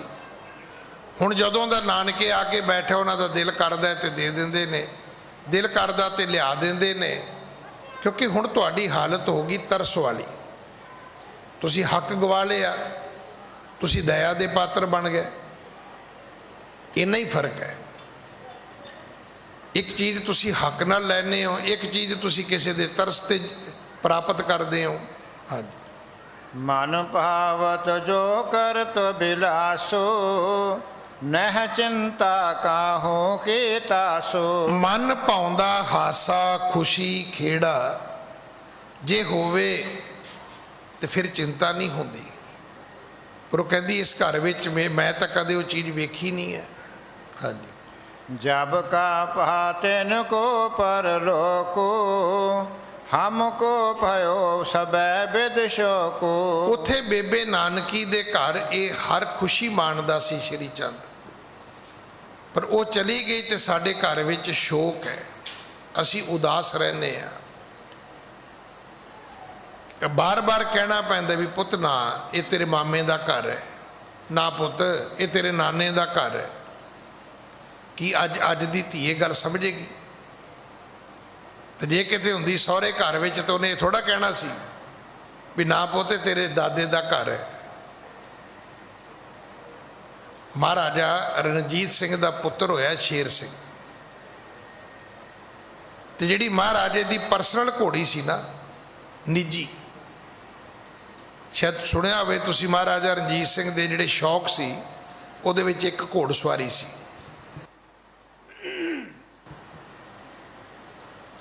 ਤੇ ਮਹਾਰਾਜੇ ਦਾ ਹੁਕਮ ਸੀ ਵੀ ਮੇਰੀ ਘੋੜੀ ਤੇ ਕੋਈ ਨਹੀਂ ਚੜ੍ਹੇਗਾ। ਘੋੜੀ ਸੀ ਕਾਲੇ ਰੰਗ ਦੀ। ਤੇ ਮਹਾਰਾਜੇ ਦਾ ਪੁੱਤਰ ਸ਼ੇਰ ਸਿੰਘ ਜਦੋਂ ਮਨ ਕਰਦਾ ਸੀ ਉਹ ਘੋੜੀ ਖੋਲ ਕੇ ਲੈ ਜਾਂਦਾ ਸੀ। ਤੇ ਨੌਕਰ ਚਾਕਰ ਵਿਚਾਰੇ ਡਰਦੇ ਬੋਲਦੇ ਨਹੀਂ ਸੀ। ਕਿਸੇ ਨੇ ਚੁਗਲੀ ਕਰ ਦਿੱਤੀ ਮਹਾਰਾਜੇ ਨੂੰ ਵੀ ਤੁਸੀਂ ਤੇ ਇੰਨਾ ਨੌਕਰਾਂ ਨੂੰ ਤਾੜਦੇ ਹੋ ਤੇ ਉਹ ਤੁਹਾਡਾ ਪੁੱਤਰ ਤੇ ਲੈ ਜਾਂਦਾ ਘੋੜੀ ਖੋਲ ਕੇ ਧੱਕੇ ਨਾਲ। ਨੌਕਰ ਡਰਦੇ ਬੋਲਦੇ ਨਹੀਂ। ਮਹਾਰਾਜਾ ਕਹਿਣ ਲੱਗਾ ਵੀ ਮੈਨੂੰ ਵਿਖਾਓ ਕਿਸੇ ਦਿਨ। ਚੁਗਲੀ ਕਰਨ ਵਾਲੇ ਨੂੰ ਕਿਹਾ ਵੀ ਮੌਕੇ ਤੇ ਵਿਖਾ, ਹੁਣ ਤੇਰੇ ਤੋਂ ਸੁਣ ਕੇ ਤੇ ਨਹੀਂ ਨਾ ਮੈਂ ਕੋਈ ਗੱਲ ਕਰ ਸਕਦਾ। ਤੇ ਜਿਸ ਦਿਨ ਮਹਾਰਾਜੇ ਨੂੰ ਆ ਕੇ ਚੁਗਲਖੋਰ ਨੇ ਕਿਹਾ ਵੀ ਚਲੋ ਜੀ ਮੈਂ ਤੁਹਾਡੇ ਪੁੱਤ ਨੂੰ ਤਬੇਲੇ ਵੱਲ ਜਾਂਦਿਆਂ ਵੇਖਿਆ, ਤੇ ਇਤਿਹਾਸ ਕਹਿੰਦਾ ਕਿ ਮਹਾਰਾਜੇ ਦੀ ਘਰਵਾਲੀ ਨੇ ਮਹਾਰਾਜੇ ਦੇ ਇੱਕ ਵਜ਼ੀਰ ਫਕੀਰ ਅਜੀਜ਼ੁਦੀਨ ਦੀ ਡਿਊਟੀ ਲਾਈ ਸੀ ਕਿ ਵੇਖੀ ਪਿਤਾ ਪੁੱਤਰ ਵਿੱਚ ਝਗੜਾ ਨਹੀਂ ਹੋਣਾ ਚਾਹੀਦਾ। ਉਹ ਨਾ ਹੋਵੇ ਕਿ ਪਿਤਾ ਕੋਈ ਵੱਡਾ ਫੈਸਲਾ ਕਰ ਦੇਵੇ। ਉਹ ਕਹਿਣ ਲੱਗਾ ਜੀ ਤੁਸੀਂ ਫਿਕਰ ਹੀ ਨਾ ਕਰੋ। ਜਦੋਂ ਮਹਾਰਾਜਾ ਤੁਰਿਆ ਤਬੇਲੇ ਵੱਲ ਫਕੀਰ ਅਜੀਜ਼ੁਦੀਨ ਵੀ ਤੁਰ ਪਿਆ। ਤਾਂ ਉਸ ਕਥਾ ਦੇ ਵਿੱਚ ਆਉਂਦਾ ਕਿ ਜਦੋਂ ਤਬੇਲੇ ਦੇ ਦਰਵਾਜ਼ੇ ਤੇ ਪਹੁੰਚਦੇ ਨੇ ਤੇ ਸੱਚੀ ਮੁੱਚੀ ਮਹਾਰਾਜਾ ਸ਼ੇਰ ਸਿੰਘ ਪੁੱਤਰ ਅੰਦਰੋਂ ਘੋੜੀ ਤੇ ਚੜਿਆ। ਉਹਨੂੰ ਕੀ ਪਤਾ ਵੀ ਬਾਹਰ ਬਾਪੂ ਖਲੋਤਾ ਹੈ। ਉਹ ਤੁਰਿਆ ਆਉਂਦਾ। ਮਹਾਰਾਜੇ ਨੇ ਵੇਖਿਆ, ਗੁੱਸਾ ਚੜਿਆ। ਫਕੀਰ ਅਜੀਜ਼ੁਦੀਨ ਨੇ ਮੌਕਾ ਸੰਭਾਲਿਆ। ਕਹਿੰਦਾ ਮਹਾਰਾਜਾ ਆ ਵੇਖੋ ਤੁਸੀਂ ਸ਼ੇਰ ਸਿੰਘ ਵੱਲ, ਘੋੜੀ ਐ ਲੈ ਕੇ ਜਾ ਰਿਹਾ ਜਿਵੇਂ ਇਹਦੇ ਪਿਓ ਦੀ ਹੋਵੇ। ਉਹ ਕਹਿੰਦਾ ਹੈਗੀ ਤੇ ਪਿਓ ਦੀ। ਕਹਿੰਦਾ ਆਓ ਚੱਲੀਏ। ਫਿਰ ਗੁੱਸਾ ਕਾਹਦਾ ਹੈ? ਕਹਿੰਦਾ ਮਹਾਰਾਜਾ ਸ਼ੇਰ ਸਿੰਘ ਘੋੜੀ ਐ ਲੈ ਕੇ ਜਾ ਰਿਹਾ ਇੱਕ ਤਬੇਲੇ ਤੋਂ ਜਿਵੇਂ ਘੋੜੀ ਇਹਦੇ ਪਿਓ ਦੀ ਹੋਵੇ। ਤੇ ਮਹਾਰਾਜਾ ਰਣਜੀਤ ਸਿੰਘ ਕਹਿੰਦਾ ਵੀ ਹੈ ਤੇ ਪਿਓ ਦੀ ਹੈ। ਤੇ ਕਹਿੰਦਾ ਆਓ ਚੱਲੀਏ। ਫਿਰ ਗੁੱਸਾ ਕਾਹਦਾ ਹੈ? ਮਾਂ ਸੁਲੱਖਣੀ ਕਹਿੰਦੀ ਮੈਨੂੰ ਰੋਜ਼ ਕਹਿਣਾ ਪੈਂਦਾ ਹੈ ਸ਼੍ਰੀ ਚੰਦ ਨੂੰ, ਲక్ష్ਮੀ ਦਾਸ ਨੂੰ, ਪੁੱਤ ਤੁਹਾਡੇ ਮਾਮੇ ਦਾ ਘਰ ਹੈ। ਇਹ ਅੱਜ ਦੀ ਕਥਾ ਹੈ, ਮੈਂ ਤੁਹਾਨੂੰ ਜ਼ੁਬਾਨੀ ਨਹੀਂ ਸੁਣਾ ਰਿਹਾ। ਫਿਰ ਸੁਣ ਲਓ कि मन भावत जो करत बिलासु न चिंता काहू की तासु जब का भा तिनको परलोकू हमको भयो सबे बिद शोकू। कहते सी हुण गम विच रहने आ। बेबे नानकी जिउंदी सी, कहते गम ही कोई नहीं सी। ਉਹਦੇ ਹੁੰਦਿਆਂ ਸਾਨੂੰ ਕੋਈ ਫਿਕਰ ਨਹੀਂ ਸੀਗਾ। ਹਾਂਜੀ। 10 ਦੇਸ ਤੇ ਮੁਝ ਬਣਿਓ ਫੇਰਾ ਕਿਸ ਪ੍ਰਕਾਰ ਹੋਵੇ ਜੀਵਨ ਮੇਰਾ। ਮਾਤਾ ਸੁਲੱਖਣੀ ਕਹਿੰਦੀ 10 ਪਾਸੇ ਮੇਰੇ ਲਈ ਕੋ ਫੇਰਾ ਬਣ ਗਿਆ। ਹੁਣ ਮੈਨੂੰ ਦੱਸੋ ਕਿ ਮੇਰਾ ਅਗਲਾ ਸਮਾਂ ਜਿਹੜਾ ਹੈ ਉਹ ਕਿੱਥੇ ਠੀਕ ਹੋ ਸਕਦਾ ਹੈ। ਪੇਕੇ ਥੱਕ ਚੁੱਕੇ ਨੇ, ਸਹੁਰਿਆਂ ਦੇ ਵਿੱਚ ਅੱਗੇ ਹੈ ਕੋਈ ਨਹੀਂ ਰੱਖਣ ਵਾਲਾ। ਬੇਬੇ ਨਾਨਕੀ ਚਲੀ ਗਈ, ਮਾਂ ਤ੍ਰਿਪਤਾ ਪਿਤਾ ਕਾਲੂ ਜੀ ਪਹਿਲਾਂ ਜਾ ਚੁੱਕੇ ਨੇ, ਕਥਾ ਆਪਾਂ ਸੁਣ ਚੁੱਕੇ ਆ। ਦੇਖੋ ਕਈ ਇੰਨੇ ਇਕਾਗਰ ਹੋ ਕੇ ਕਥਾ ਸੁਣਦੇ ਨੇ। ਮੈਨੂੰ ਅੱਜ ਕੈਨੇਡਾ ਤੋਂ ਫੋਨ ਆਇਆ, ਕਹਿੰਦੇ ਵੀਰ ਜੀ ਤੁਸੀਂ ਕਹਿ ਰਹੇ ਹੋ ਵੀ ਬੇਬੇ ਨਾਨਕੀ ਚਲੀ ਗਈ, ਕਹਿੰਦੇ ਭਾਈ ਮਰਦਾਨਾ ਹੈਗਾ ਨਾਲ? ਹਾਂ ਅਜੇ ਹੈਗਾ। ਵੀ ਇਹ ਉਸ ਕਿਸ ਵੇਲੇ ਦੀ ਇਹ ਕਥਾ ਹੈ। ਹਾਂਜੀ। ਆਸ ਕਹਿ ਆਖਨ ਆਂਸੂ ਗੇਰਤ ਊਚ ਸਵਾਸ ਲੈ ਧਰਨੀ ਹੇਰਤ। ਇਉਂ ਕਹਿ ਕੇ ਮਾਂ ਸੁਲੱਖਣੀ ਨੇ ਰੋਣਾ ਸ਼ੁਰੂ ਕਰ ਦਿੱਤਾ। ਆਈ ਤੇ ਗੁੱਸੇ 'ਚ ਬੋਲਣ ਸੀ, ਪਰ ਉਹ ਜਿਹੜਾ ਅੰਦਰ ਦਾ ਫੋੜਾ ਸੀ ਉਹ ਫਿਸ ਗਿਆ। ਫੁੱਟ ਫੁੱਟ ਕੇ ਰੋਈ। ਕਹਿੰਦੀ ਅਜੀਤੇ ਚੌਧਰੀ ਨੂੰ, ਕਹਿੰਦੀ ਮਾਮਾ ਭਾਈ ਮੇਰੇ ਵੀਰ ਮੈਨੂੰ ਵੀ ਤੇ ਦੱਸ ਨਾ ਵੀ ਮੈਂ ਕਿੱਥੇ ਜਾ ਕੇ ਰਵਾਂ, ਮੈਨੂੰ ਰੱਖਣ ਵਾਲਾ ਕੌਣ ਹੈ। ਹਾਂਜੀ। ਸ਼੍ਰੀ ਨਾਨਕ ਪਿਖ ਸੁਣ ਕੇ ਬਾਣੀ ਹਿਰਦੈ ਬਿਖੈ ਕਰੁਣਾ ਬਹੁ ਠਾਨੀ। ਬਸ ਇੰਨੀ ਲੋੜ ਹੈ, ਜੇ ਗੁਰੂ ਕੋਲ ਆ ਕੇ ਤੁਸੀਂ ਕਰ ਸਕਦੇ ਹੋ ਤਾਂ। ਪਰ ਆਪਾਂ ਤੇ ਰੋਜ਼ ਆ ਕੇ ਗੁਰੂ ਨੂੰ ਕਹਿੰਦੇ ਆ, ਕਈ ਤੇ ਨਾਲ ਲੈ ਕੇ ਆਉਂਦੇ ਨੇ, आके बड़े मान नाल दसदे ने ये ज्ञानी जी साडे बाबा जी ने भी जी ये बाबा जी ने तो इत्थे की लैन आए हो वो बाबे नूं किते रेस्टोरेंट लैके जाओ जी वो बाबा है तो ये कौन है बई ये बाबा जी की साडे ते बड़ी किरपा है तो दसो उहनूं की विखाउण आए हो तुसीं भी ये बाबा एवें ही है ये तो इवें होया भी इस अंबां दे बूटे नूं फल लगदे इधर तो लगदे ही नहीं है ये दीन दुनिया का पातशाह 20 साल इसे करके कटने पै माता सुलखणी नूं पहले 17 साल भी इसे करके गुजर गए कि आकड़ छड़ी नहीं किते अखां 'च 2 आंसू आए हुंदे ते आ जिहड़ी अज गल बन लगी है ये उधर ही बन जानी सी देखो पिता किन्ना बोलिया गुरु नानक साहब ने कोई जवाब नहीं दिता माँ किन्ना बोली कोई जवाब नहीं देता माँ सुलखणी ने महिला ने गुरु जी की पत्नी ने जदों अखां तो आंसू वगाए तो की होया श्री नानक पिख सुन के बानी गुरु नानक साहब ने वेख्या भी ये तो रूप ही है हृदय बिखे करना बौठानी कहते हृदय तो गुरु नानक साहब पतीज गए गुरु नानक साहब नूं भी तरस आ गया हाँ जी कहत पए सुन चोणी काना दुख पुन भूख जे करुण परवाना सतगुरु कहन लगे सुलखणी मेरे नाल 2 चीज़ां दुख ते भुख बर्दाश्त कर सकदी है आ जा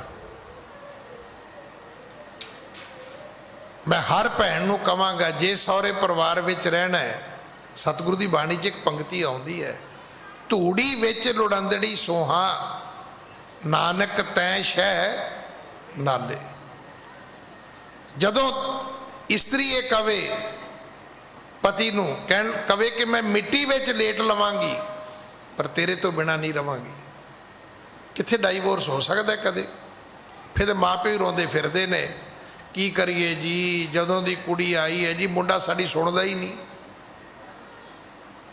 मुंडा क्यों सुने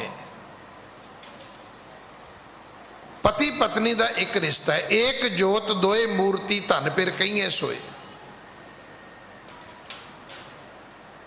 सतगुरु कहन लगे ए चौणी चौणी तो भाव है ये चौना गोत्र सी उन्हां दा जिवें आपां लिखते हैं ना एक जात हुंदी एक गोत्र हुंदा है जिवें शहरी बरादरी दे विच कई अरोड़े ने कई खत्तरी ने कई बणीए ने ये 3 ही ने अगों इन्हां दे विच किन्ने गोत्र ने जट्टां 'च तुसीं वेख्या है तो जट ही ने पर कोई ढिल्लों है कोई संधू है कोई है इस तरह एक बरादरी रामगढ़ी है उहदे विच अगों वेखो तुसीं किन्ने गोत्र ने एक गोत्र सी चौना सतगुरु कहन लगे भुख ते दुख सहार लेंगी जे सहार लेंगी तो आ जा बस इन्नी गल है हाँ जी रहो निकट हठ करो कनेरा जो हम हाल सो होवे तेरा की हठ कर सकेंगी जिवें असी रहीए तू उवें रह लवेंगी ये गुरु नानक साहब ने माता नूं मतलब मेरे हिसाब नाल विआह नूं इस वेले अगर आप जी उम्र नूं गिणीए ना तो 35 सालों तो वध टाइम हो गया हुण पुछदे ने भी तू मेरे नाल उवें रह लवेंगी जिवें मैं रवांगा हाँ जी पनै सुलखणी सुन बच मोरे नह भूखन जाचों टिग तोरे ते मां सुलखणी कहन लगी नहीं अज तो बाद मैं तेनू कदे नहीं कहांगी मैं भुखी हाँ तो सतगुरु कहन लगे फिर उठ जा अपने कपड़े ते बच्चे ले आ इथों फिर करतारपुर सा वसदा है आप तो उदा ही सोची जाने महाराज ने करतारपुर वसाता भी महाराज कोई कलोनी डिवेलप कर थोड़ा इसी धरती ते उहदा भी एक एक एक पाठ है ये मत सोचना भी महाराज एक बड़ी पौश कलोनी बनाउण आए सी धरती ते फिर उन्होंने अपना शहर बनाया जी नहीं उहदा भी एक कारण सी भी किते ते टिकना सी ना फिर परिवार दे नाल सतगुरु 18 साल रहे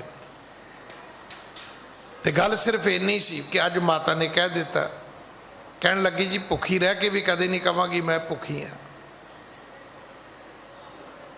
ਅਸਲ ਵਿੱਚ ਇਹੀ ਜ਼ਿੰਦਗੀ ਦਾ ਇੱਕ ਪਾਠ ਹੈ। ਬਾਬੇ ਫਰੀਦ ਨੂੰ ਸੁਣ ਲਿਓ, ਬਾਬੇ ਫਰੀਦ ਨੇ ਵੀ ਇਹੀ ਗੱਲ ਆਖੀ ਹੈ ਕਿ ਨਿਵਣ ਸੋ ਅੱਖਰ ਖਵਣ ਗੁਣ ਜੇਵਾ ਮਣੀਆਂ ਮੰਤ, ਇਹ ਤ੍ਰੈ ਭੈਣੇ ਵੇਸ ਕਰ ਤਾਂ ਵਸ ਆਵੀ ਕੰਤ। ਪਤੀ ਨੂੰ ਵਸ ਕਰਨਾ ਕਿਹੜਾ ਔਖਾ ਹੈ, ਧਾਗੇ ਤਵੀਤ ਨਾਲ ਨਹੀਂ ਜੇ ਹੁੰਦਾ। ਐਵੇਂ ਨਾ ਬਾਬੇ ਤੋਂ ਪਾਣੀ ਲਿਆ ਕੇ ਚੋਰੀ ਗਲਾਸ ਵਿੱਚ ਪਾ ਕੇ ਦਿਓ ਜੇ ਕੋਈ ਨਹੀਂ ਵਸ ਚ ਆਉਂਦਾ।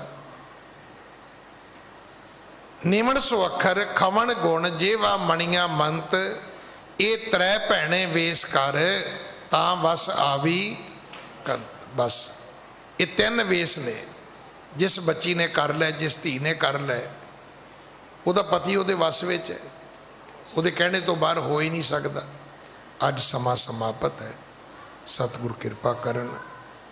ਅਗਲੀ ਕਥਾ ਆਪਾਂ ਕੱਲ ਗੁਰੂ ਕੀ ਗੋਦ ਵਿੱਚ ਬੈਠ ਕੇ ਸੁਣੀਏ। ਕੱਲ ਪਿਤਾ ਮੂਲ ਚੰਦ ਵੀ ਬਖਸ਼ਿਆ ਜਾਏਗਾ। ਅਸਲ ਇਹ ਗੁਰੂ ਦੀ ਮਾਇਆ ਹੀ ਸੀ,